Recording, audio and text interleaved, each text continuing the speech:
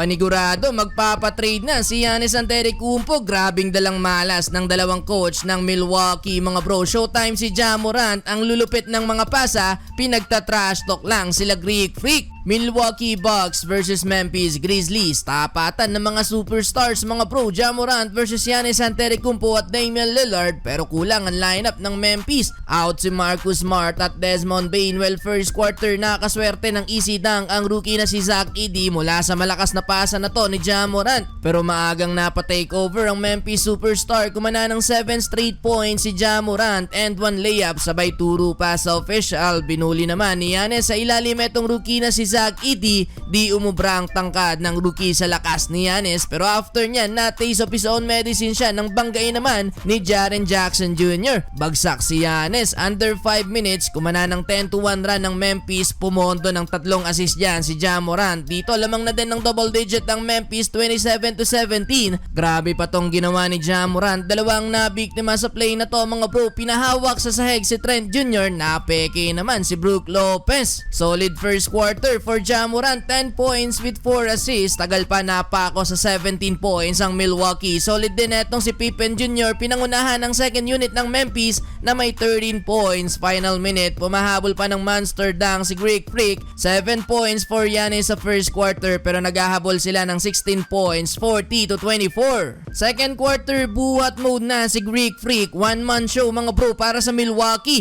Burado ang double digit lead ng Memphis sa tres na to ni Pat Connaughton, pero nung ipinasok na itong si Ja Morant, biglang balik ang momentum sa Memphis. Sinubukan sa yawan ng depensa ni Giannis, mintis nga lang ang pull up, pero heto pambawi ni Morant. Napakalupit na pasa mga bro, bibihirang mangyari. Nakaupo sabay alley-oop pass kay Santi Aldama. Showtime si Ja Morant. After nyan, binasic naman sa play na to si Trent Jr. na walang depensa sa jab step na to mga bro, na ipasok pa ang tres. Eto pa isa mga bro, pull up jumper over Brook Lopez. Balik ulit sa double figure ang hawak na lamang ng Memphis. Damian Lillard, napakaalat. First points pa lang under 5 minute mark ng second quarter, pero agad na nabura yan sa bilis ng pasa na to ni Ja Morant. First up pa lang pero triple double alert na. Etong si Ja, 21 points with 8 rebounds and 9 assists. Isang napakalupit na pasa pa para tapusan ng first quarter mga bro. Alaway chocolate no look pass. Hype na si Ja Morant. Lobo pa sa 22 points ang biggest lead ng Memphis, 70-48 halftime.